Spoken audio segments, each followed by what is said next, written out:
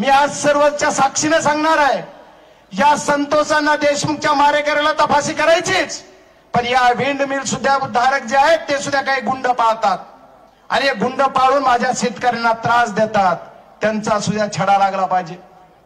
मग ही खंडणीखोर कोण कोण आहे?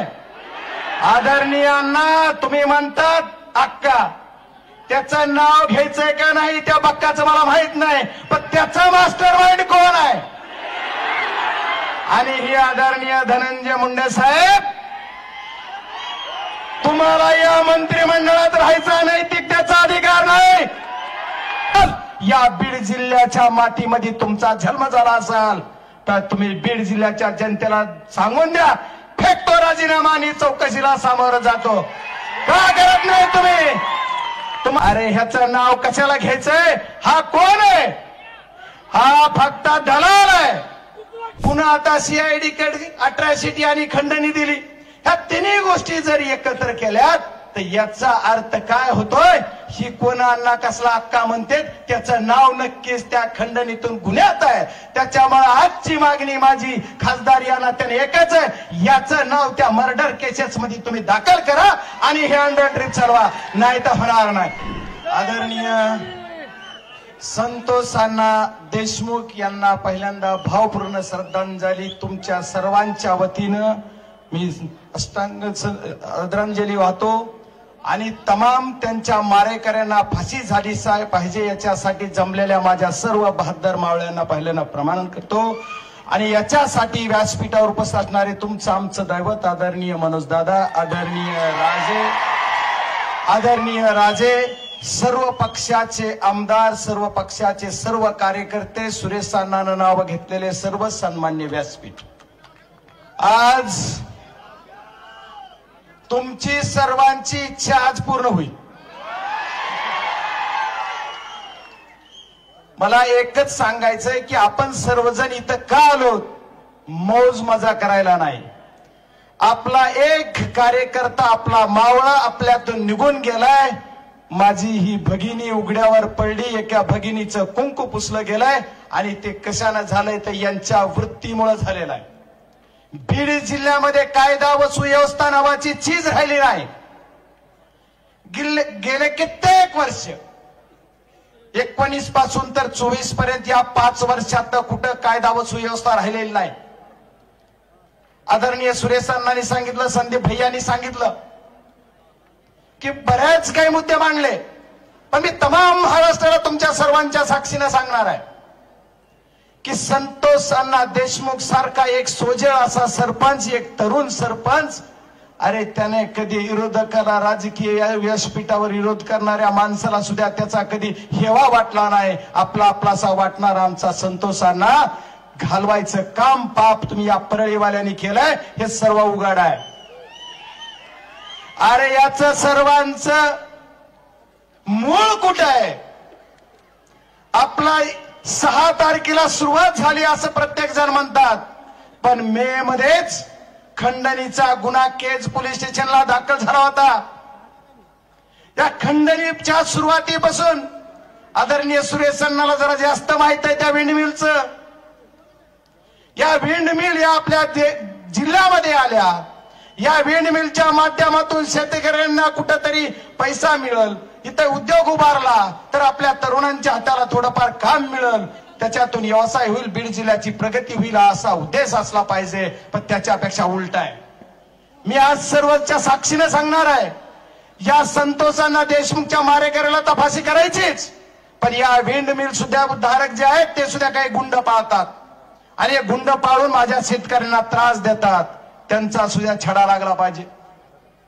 गेले कित्येक दिवस झालं, आज 20 दिवस झालं आपण ज्या कामासाठी झटतोय, ज्या दिवशी 9 तारखेला 3:24 याचं अपहरण केलं गेलं, त्या क्षणापासून मला 4:10 फोन आला, तेव्हापासून आतापर्यंत आपण सर्वजण लढतोय, तरी पण फक्त आश्वासन मिळलं जात आहे की आरोपीला आम्ही अटक करणार। पहिल्या दिवशी 2 आरोपी अटक झाले, दुसऱ्या 2 दिवसात एक तिसरा आरोपी अटक झाला, चौथा आरोपी अटक झालाय का सिलेंडर झालाय मला आणखी कळालं नाही, पण म्हणलं झालंय अटक झालाय। आणि ज्या दिवशी याच्यावर गुन्हा झाला संसदेमध्ये असेल आदरणीय अमित भाई शाह यांची भेट मी घेतली त्या दिवशी खंडणीचा गुन्हा दाखल झालाय. मग ही खंडणीखोर कोण कोण आहे? आदरणीय अण्णा तुम्ही म्हणतात अक्का, त्याचं नाव घ्यायचंय का नाही त्या बक्काचं मला माहित नाही, पण त्याचा मास्टर माइंड कोण आहे? आणि ही आदरणीय धनंजय मुंडे साहेब, तुम्हाला या मंत्रिमंडळात राहायचा नैतिकतेचा अधिकार नाही. तुम्हाला जर खऱ्या अर्थाने या बीड जिल्ह्याला न्याय द्यायचा असाल आणि तुम्ही जर खरंच सत्यवादी असाल, या बीड जिल्ह्याच्या मातीमध्ये तुमचा जन्म झाला असाल तर तुम्ही बीड जिल्ह्याच्या जनतेला सांगून द्या, फेकतो राजीनामा आणि चौकशीला सामोरं जातो. का करत नाही तुम्ही? तुम्हाला कशाला पद पाहिजे?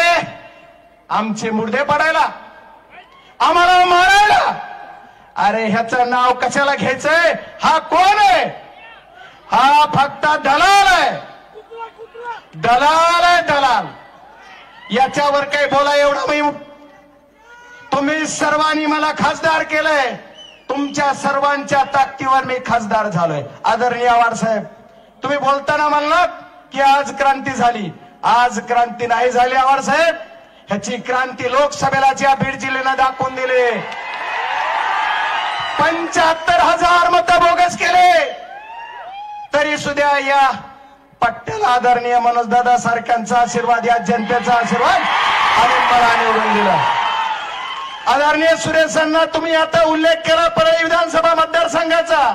आदरणीय राजेसाहेबजी देशमुख यांच्या विरोधात जे उमेदवार होते ते या जिल्ह्याचे झालेले मंत्री, यांना सुद्धा बोगस मताची लीड आहे, बोगस मतावर.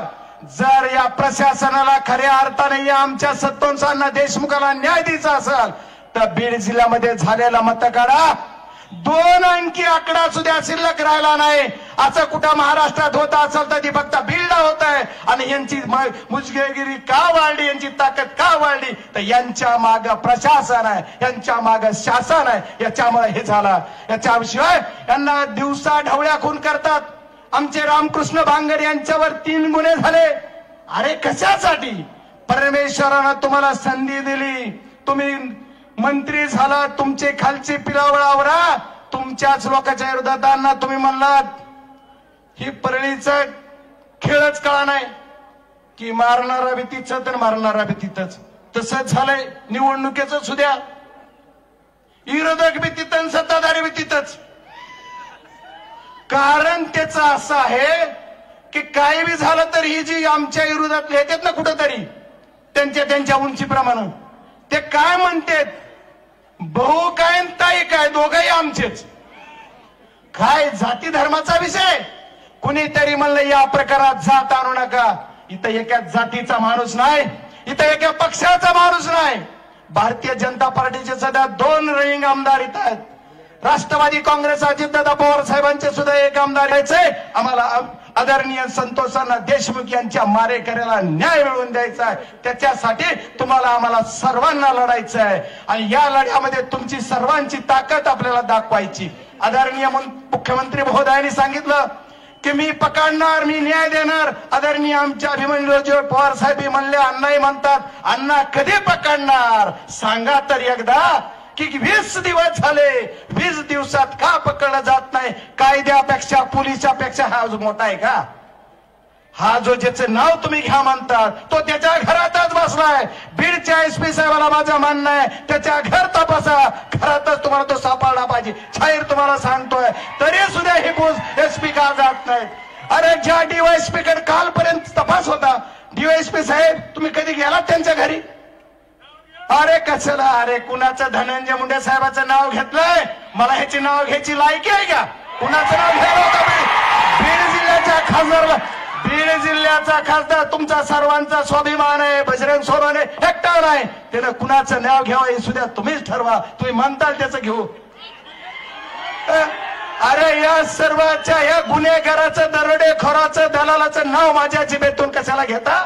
याचं नाव घेणार नाही. याला तुम्ही पोलीस यंत्रणेने हुडकून काढला पाहिजे. आणि काय तर म्हणे आता बघू, बाप तो बाप रहेगा.